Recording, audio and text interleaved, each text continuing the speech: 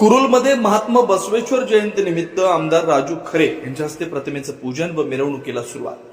महात्मा बसवेश्वरांचे विचार अंगीकारा, आमदार राजू खरे यांचं कुरुलमधील कार्यक्रमात आवाहन.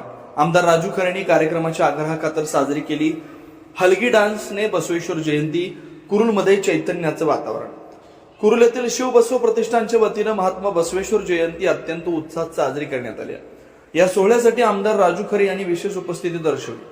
यावेळी त्यांचं स्वागत ढोल ताशांच्या गजरात आणि भव्य मिरवणुकीनं करण्यात आलं.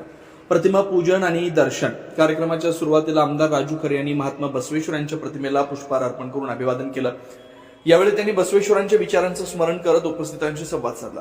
आपल्या भाषणात त्यांनी महात्मा बसवेश्वरांनी दिलेला समतेचा आणि काय कवे कैलास कष्ट हाच कैलास हा संदेश आजही समाजाला दिशा देणार आहे असं सांगत कार्यकर्त्यांना समाजहितासाठी कार्य करण्याचं आवाहन केलं. आमदारांनी धरला नृत्यावर ठेका. कार्यक्रमात कार्यकर्त्यांचा उत्साह शिगेला पोहोचला होता. कार्यकर्त्यांच्या आग्रहाखातर आमदार राजू खरे आणि जिल्हा परिषद सदस्य सचिन जाधव यांनी हलगीच्या कडाक्यावर आणि पारंपरिक गाण्यांवर ठेका धरला. लोकप्रतिनिधींनी कार्यकर्त्यांसोबत डान्स केल्यानं कार्यक्रमात एकच जल्लोष पाहायला मिळाला. मान्यवरांची उपस्थिती.